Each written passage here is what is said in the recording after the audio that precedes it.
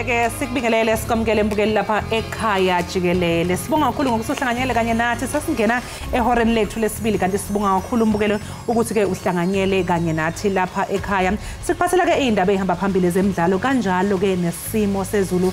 Zikhona ke nezivakashi sixoxisana nazo mayilana ke nezinhlaka ezahlukahlukene lapha ekhaya.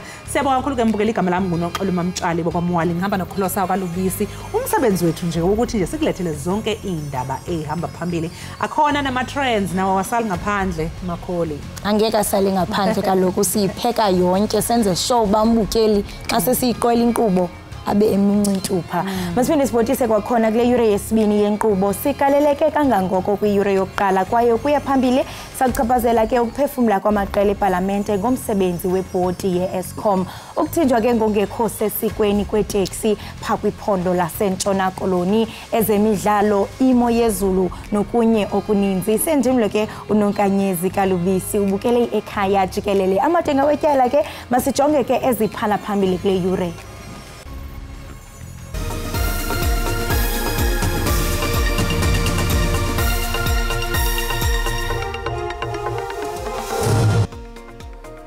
Abahlali belokishi yaseTswelaneng ngaseVolmaransstad banethemba lokuba siza kuphuculwa iinkonzo abazifumanayo emva kokuba i-EFF iphumelele uWard 3 kule veki.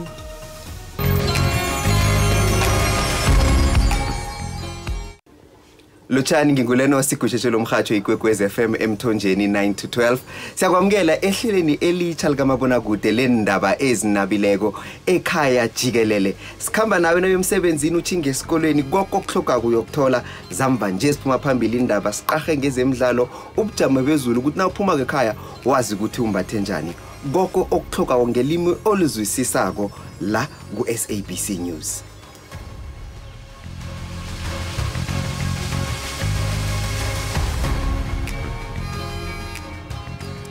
Izoqhubeka namuhla enkantolo ephakeme yasePitoli icala labesilisa abahlanu abasolwa ngokubulala isihlabani sebhola lezinyawo uSenzo Meyiwa.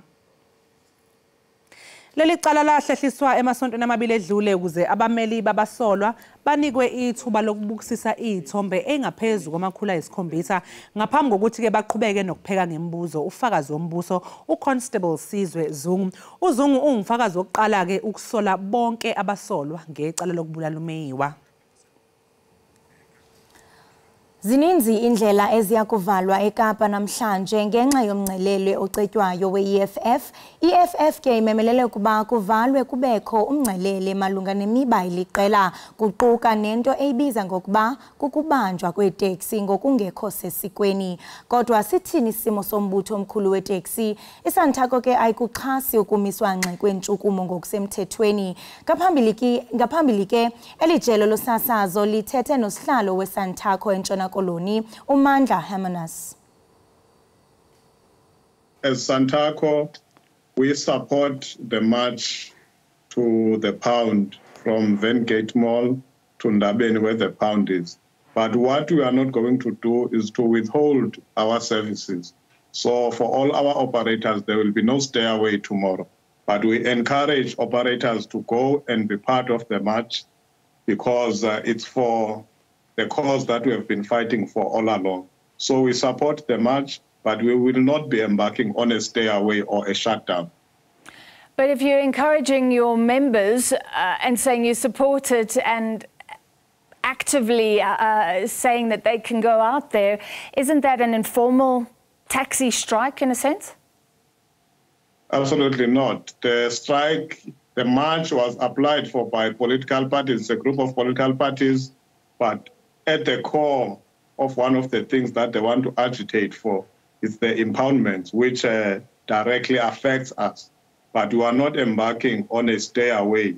So there will be normal operations, taxi operations tomorrow. Abahlali belokishi yaseTswelelang ngaseVolmaransstad banethemba lokuba siza kuphuculwa iinkonzo abazifumanayo emva kokuba umbutho i-EFF uphumelele i-Ward 3 kwiveki ephelileyo. Oku ke kusemva kokuba i-EFF iphumelele le ward kwi-ANC ngevoti eziyi-789 ngelixa ke i-ANC ifumene ivoti eziyi-745. Ngethuba ke ezimase siyabonga rally inkokheli ye-EFF umnumzana Julius Malima ubongoze inkokheli yale ward entsha ukuba iphucule inkqubo yokuhanjiswa kwenkonzo. Umasipala waseMaqwasi Hills unewadi ezili-11 ezine kuzo ziseVolmaransstad. Abahlali bakhalazela ungabi semgangathweni kwenkonzo. Ndabhalisela indlu ye-RDP kodwa ayikaphumi nangoku. Ndihlala nabazukulwana bam asinandlu. Service ya Volmaransstad is very pure. Oko singenamanzi iminyaka eli-13 extension 13. Oko savota kodwa izikhalazo zethu azithathelwa ngqalelo. I-EFF ibhalise ooceba babini kweli bhunga emva kwenyulo lomasipala ngo-2016 elinani linyukela yokufikelela kwisine ngo-2021. Kungoku nje eliqela lithabathele kulo ulawulo luka-Ward 3 nobukade uphantsi kwe-ANC. Inkokheli ye-EFF umnumzana Julius Malima ityelele le ngingqi emva kwale mpumelelo. We are very happy. This is a confirmation that EFF is growing and is going to take over Northwest. Because the services in Northwest have collapsed. There is no government. It was factionalism which destroyed the government of Northwest. Kungoku nje abahlali bathi banethemba lokuba ziza kuphuculwa iinkonzo. I feel like with what I'm seeing, what just happened right now, there will be changes and there will be good changes. Ndinethemba lokuba uceba omtsha esimboteleyo uza kuzisa inkonzo eWard 3 kuba oko singawekanga. Ukamalima uthi iya ikhula ngokukhula inkxaso ye-EFF kweli phondo laseMntla-Ntshona. Ihlukene imbono yamaqembu ezombusazwe malungana nokusebenza kwesikhungo esihlinzeka ngogesi kuleli i-Eskom. Ibhodi yakwa-Eskom iqale ukusebenza ngomhla wokuqala ka-Okthobha kunyaka ophelileyo. Umphathiswa wamaqumrhu karhulumente uPravin Gordhan wayiyalela ukuba phakathi kwezinye izinto iqubisane nocimicimi wombane kwakunye nokuqinisekisa ukuba ufumaneka maxesha onke ngokukhawuleza nakwixesha elizayo. Kodwa iqela le-DA likholelwa ukuba kusekude ukuba ibhodi ifikelele kwezi zigaba. Firstly, the inclusion of non-coal technologies presents a distorted picture of the EAF. And the coal EAF is also open to manipulation like it was during state capture. Iqela le-ACDP lithi nakuba likwamkela ukuba le bhodi ifike ngexesha u-Eskom ethwaxwa ziingxaki kodwa fanele inyathelele phezulu. All indications are, however, that load shedding will be with us for a long time to come, despite assurances to the contrary. It is then imperative that Parliament, and in particular the Public Enterprises Portfolio Committee, holds the board and the minister accountable. Le nkampani ithi umsebenzi wayo usekhondweni elilungileyo. We are aiming to implement lower stages of load shedding during this period of the summer month period and not to exceed stage 4. Le nkampani iphehla umbane ithi izitishi ezingasebenziyo ekusile ziza kusebenza ngaphambi kwexesha ebelisikiwe. Dingulama Amatya weendaba ze-SABC eParlamente eKapa. Ngaphambi kokuba niphume babukeli niye kwindawo ngendawo emisebenzini ezikolweni naphina qinisekani into yokubana nixhobisekile ngesimo sezulu. Rhabula ungafinci.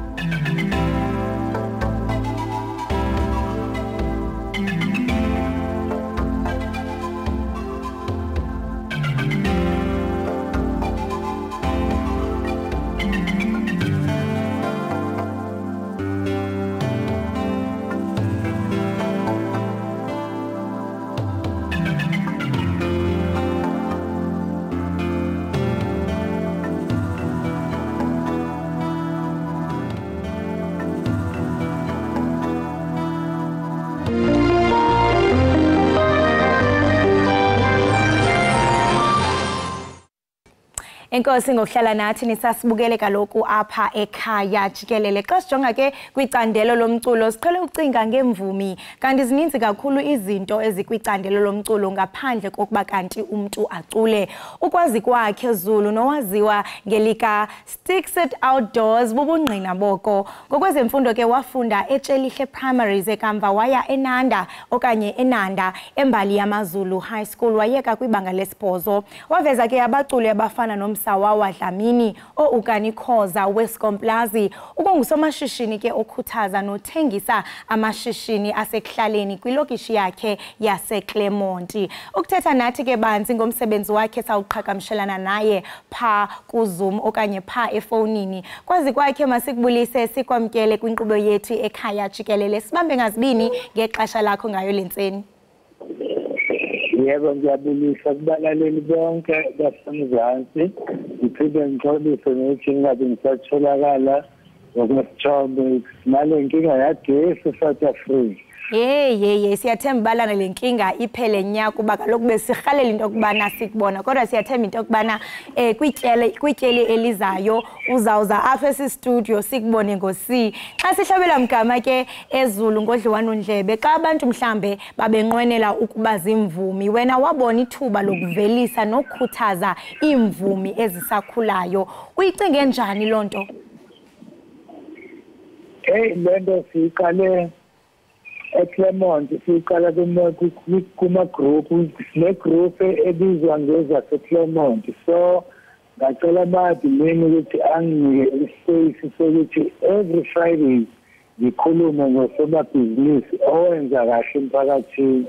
Yakhula-ke lento mayikhula yagcina uClermont Tourism tourism wangaphakathi local yathi ngathi wenza kahle sicela ukuthi sikuxhase ngedatha eli-free lokuthi anything ekhona ekuhlaleni ukhulume ngayo emphakathini. Ngaqala-ke ngakhuluma ngawonke usomabhizinisi because senginedatha manje li-free engilithola kubona. Kwaya-ke yakhula lento ngagcina-ke manje kuwukuthi-ke sesikhuluma ngayo yonke inhlobo yeshishini or usomabhizinisi, even artist, the local artist, yonke into even ijaji engathi lenza kahle siyakhuluma sibhale ngalo. Umsebenzi yakhula-ke manje kakhulu njengoba-ke sisenza into eziningi ezahlukahlukene sisebenzisana nayo Clement Tourism ukuthuthukisa umphakathi wakithi nabantu namabhizinisi abansundu. Siyaphuma-ke manje asisekona iClermont kuphela sihambela ngisho emalokishini angaphandle komlazi. Simisele futhi ngokuthi South Africa yonke into ethi umuntu wakithi onsundu sikhulume ngayo ngale ukuthi akhokhe even a cent. Hayi Zulu mhle kakhulu umsebenzi owenzayo. Niqinisekile into yokubana neClermont nomlazi zonke izindawo uzibizayo othi uye wasebenzisana nazo ukuthuthukisa okanye ukukhuthaza abo basakhulayo bengabhatali nditsho isent. Ndiqinisekile nabo bayazinca basishaya isifuba ngomsebenzi owenzayo. Yabona nje ukuphula ulimi ngakhuluma nale gengele eyouth ephuma esikoleni ama-graphic design nalabo abashuthayo for izifundo ze-TV. Ngabathi guys abesivolonthiyeni for experience yomsebenzi because ufundile kodwa manje uhleli awukaqashwa. Asihambele esomabhizinisi sibashuthe sasithola ikhasi lamakhamera kuma-private companies nama-cameras nama-graphic designer nama-computer sifika sibashuthe senza ama-episodes ekuyiwona esikhangisa ngawo manje kwi-social media ukuthi nali ibhizinisi or nayi salon or nali ikhishi la mama ubani or nayi salon yasisibani or nayi isitolo se-fashion design engubani. Siyixoxe nje ngokwama-videos nangokwama-pictures babe nayo experience siyeva kubana uye wavelisa nabaculi abafana noMsawawa nabanye abaninzi ingaba mhlambe ngabapha abanye mhlambe abaculi othe wabavelisa ukuzothi gangoku kwaye nje xa unojonga kwi music journey yakho nabantu abavelisileyo ungathi mhlambe zeziphi impumelelo bezikhona kule ndlela? Yeah, angithi the time ngibathola uMsawawa novukane lo wesicomplazi sikhaba amabhodlela bayazi abantu basemzansi. So ngihlangana nomlungu la uthi nasi studio awulanda ama-group ngigcina ngilanda kona abafana laba baselokishini ngingathi ngibafaka estudio ngibafundise ukuthi how to do music yizini ama-challenges kwenzakalayo. From lapho-ke nabo besabheke emuva ngoba bathi mase befika eGoli bahlangana nabomemroti babafaka egemeni bangena bahlangana noZola babafaka egemeni kodwa ulwazi sebenalo elithatha lapha kumina-ke ngenkathi ngibaqondisa ngibafaka endleleni ekuyiyona. So-ke I'm proud for abafana baselokishini right now benza kahle doing well ku-music industry ngoba namanje nayo uMsawawa la uBhizi ngiyahlanganisa naneMsawawa Foundation siyamsiza naye ukuthi ayiphushe la othi njalo ngoDisemba uba ne-Christmas awuza ney'ngane asebenzisana no-McDonald's ukuthi iy'ngane zithole i-Christmas aphinde abe nama-food parcels. Yabo kuningi asekwenza ngokusekhulile manje asiyona ingane. Hayi ngenene ungugqala balibanzi sengisho bambalwa abantu abafana nawe kuba umuntu uzawuthi nje aziphumelele eyedwa kodwa inhle into yokubana wena engolwazi othunalo ukwazi ukuvelisa abo basakhulayo phakathi kwezinto ozithandayo ukukhuthaza nokuvelisa imvumi esakhulayo ubonelela ngeqonga lokuba babonise ezabo izakhono njengoku uye wathetha into yokubana also ufuna ibaba benayo i-experience mhlawumbe umuntu ugqiba ufunda akakasebenzi nibathuthukise ngayo i-experience. Ungathi mhlawumbe ukubona kulento oyenzayo siyeva kananjalo into yokubana wenza le misebenzi emininzi ucebe ntoni kwi-future sentsho zeziphi inhlelo othi unazo? Noma ngasiziphanga kahle kodwa nkathi ngizoqhubeka la uhamba khona nabona eClermont right now sine cookout bayibiza eClermont cookout la kuhlangene khona wonke amakhishi or restaurant bese uvalwa umgwaqo bese bonke bapheke wonke umuntu athenge la efisa ukuthenga khona ngenhloso yokuthi siba-expose amakhishi wabo siphinde futhi kuwona umgwaqo lo kube nama-fashion designers nawo abeka ama-stores wazo. Kuyimanje nje ngikhuluma nawe kunento esiyihlanganisile ebizwa nge-CAF i-Claremont Arts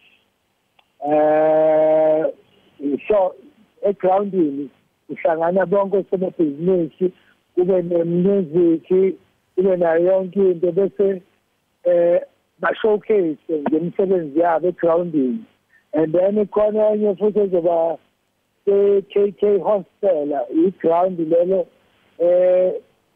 elakhelene ne-hostel since nazi-ke as uMzansi ukuthi ihostela lethu laseClermont ilona elikhulu okudlula wonke akhona e-Afrika sabe sisaka nje ngokuba nehostela elikhulu kunawo wonke not South Africa e-Afrika and liphethe kahle alikaze laba nezinto sizobenzela i-picnic ebizwa ngeMaskandu picnic Maskandu first annual picnic la sizowenza ube yisitayela ngenhloso ukuthi even oklama baselokishini abantu ne-youth yazi ukuthi umculo wesintu inkekithi egazini and lento yesintu ayingapheli ebantwini yabo asinalokho esikopisha itahela zaphesheya asazi ukuthi umculo wesintu nemvunulo yesintu konke-ke lokho sizokwenza e-KK Sport Ground ngomhlaka 2 and 3.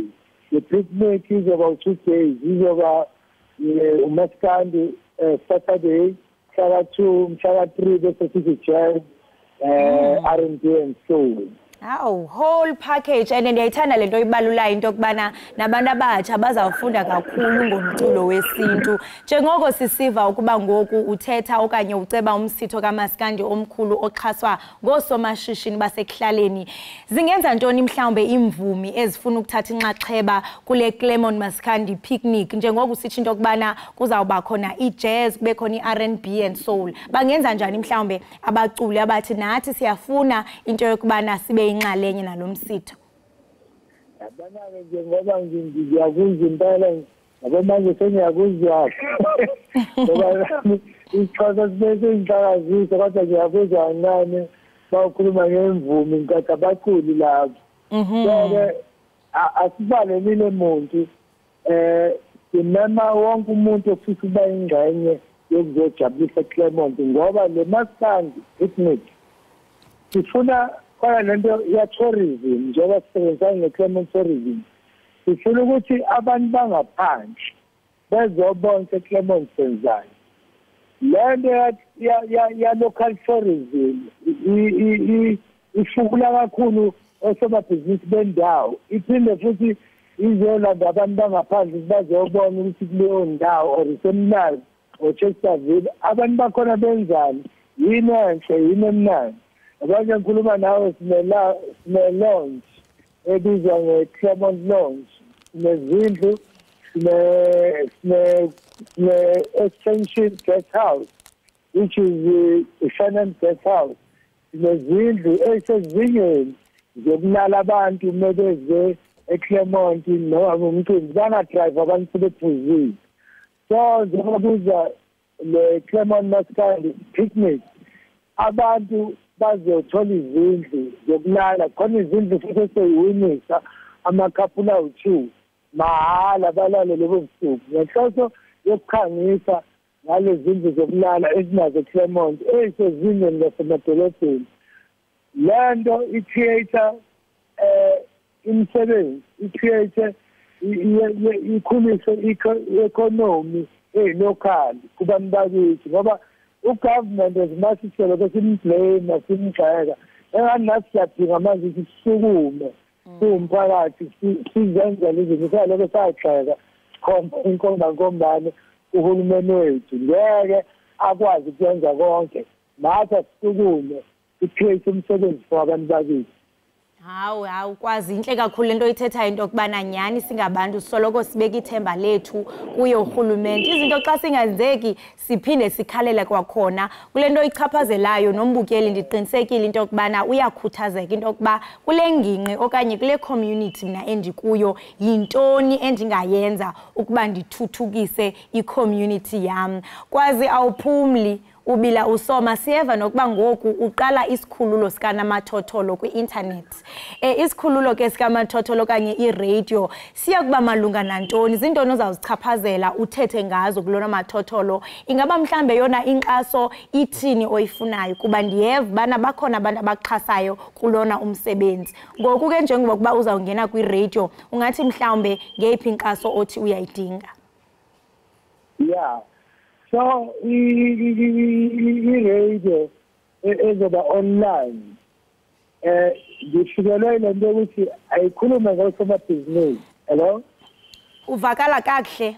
Yeah, ayikhulume ngosomabhizinisi. Le radio izodlala music, izodila nama-local artists, izokhuluma ngabantu abenza kahle emphakathini kodwa isikhathi esiningi izobe online radio ekhuluma ngabantu abenza kahle emphakathini ngoba inhloso manje ukuthi sikhulisane as or abantu abamnyama emalokishini njengoba ngengamenshini ukuthi asiyekele manje lento yokuthi si-complaina sigxeka kuhulumeni silinda imali asikhulisane lokho okuncane esinako sikhulisane iyona nto ezosiphakamisa and then angani uma ngamenshina ne-online TV ngikhuluma nabantu be-TV. Hayi ungayiqhusheka nje yona kuba iligama lapha ngaphandle. Yeah, kune-SV TV, SV.TV. Leyona-ke iyona le njengamanje sine-WhatsApp group esomabhizinisi abadlulile ku-30 asebehlangene abarana ama-guest house, ama-lounge, ama-fashion stores, ama-restaurant. Njengabehlangene lapho sebezalolu chaso lolu lama-camereni esisinalo. Ngiyoqala kokuqala mhlawumbe sibashuthe senze ama-episode. Isambe siyifaka online. Umuntu nomuntu uzoba ne-episode. Bese kuba lula ukukhangisa ngento umuntu ayenzayo emphakathini wase-South Africa. YouTube yonke indawo izotholakala le-online TV. Besikhula mhlawumbe ngokuthola uqhazo ngoba konke bayimenshini ukuthi ngifisani. Ngiyafisa ukuthi amabhizinisi lawa ayimele afake isandla mhlawumbe sigcine sine-mobile imoto ukuhamba nendlwane iyona senzisa abantu ama-interviews. Sifike kosemthetho, sifike kolokhu ngagcini kuyinto yaseClermont kuphela. Siphumele ezweni lonke mhlawumbe sithuthukisa abantu bakithi abahlanganisayo abazamelayo. Masibambe ngazo zazibini ngexesha lakho ngayo lenseni kwaye siyazinca ngawe kwaye sikunqonelela okuhle kodwa kulomsebenzi owenzayo ingakumbi kaloku ukuthuthukisa indawo yakho yaseClermont. Enkosi kakhulu. Ngiyabonga kakhulu, angazi noma ngashiya i-contact or anyone ofisa ukusiza. Ithini biza nje fast ithini contact yakho? It's 073 84 89 779 073 84 89 779. This is Facebook, Secret Outdoors, and ngiphinde ngibe ne-page yenzizo Secret Outdoors local business, bese Instagram ngibe Secret Outdoors. Masibambe ngazo zozibini siyathemba into yokubana baza kuqhagamshela ngomsebenzi omhle owenzayo kwaye baxhase kananjalo. Sibulele kakhulu ngokuba ube nathi ngayo lenseni. Right? Siyabulela nathi. Sithuba akwandile. Akwande. Sikhulume nomphakathi osemzana. Sibambe ngazibini. Right, mbukeli we-Ekhaya Jikelele lo besithetha naye ke nguye kaloku umvelisi wabaculi ukwangusomashishini ukwazi kwakhe Zulu wapha eClermont. Mbukeli masithi qhwi evenkileni kusekuninzi esiniphathele kona ubukele i-Ekhaya Jikelele.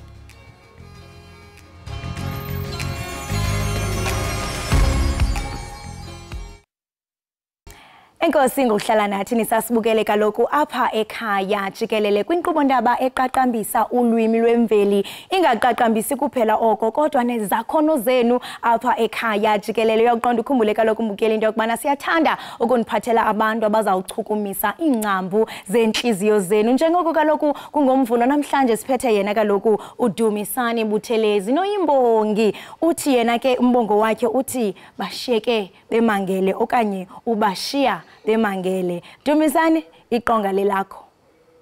Lapha kusengabeni kwazinto zenzeka yengithi lapha kusengabeni kwazinto zenzeka thina siphethwe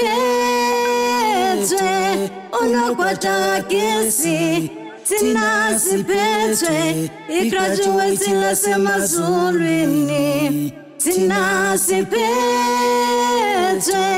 unokwatagesi thina siphethwe igraduate lasemazulwini. Wathi ngisize baba ngisize mprofeti ngizokusiza. Wathi ngivule baba ngivule mprofeti ngizomakhulunyelwa imisebenzi yakhe emihle abanye bekhulunyelwa imilomo yabe neyindaba nokhwaja agesa bawujahe wabehlula baze bahlanza udenda umkhombandlela okhomba indlela ngokutakula izizwe esidunga uzontwini ondaba zenza kantatha kuseshelta kukerken delvas mhla kufika ithonga ugoga amasondo ngephupho wathi mntanama ngikudingi la wena uphi ukuyophilisa abantu zoba nebandla elikhulu lizogcwala abantu bayophila kulo abantu bayophila ngawe futhi bayophakama ngizola wena othi amathonga nezangoma banamadimoni kusho ukuthi wena uyidimoni elincane indawo etizelelwe oshembe bathi njengoba eseshila ugogo wakho umntanami uyafuneka ebuhleni Ondaba zenzeke ePark Town sadlulela eJubeck Park zafinyelela esanda nezwe zaze zayophelela enqabeni umprofeti wahlala isandla sothingo ongaba ujiya kwezinto empilweni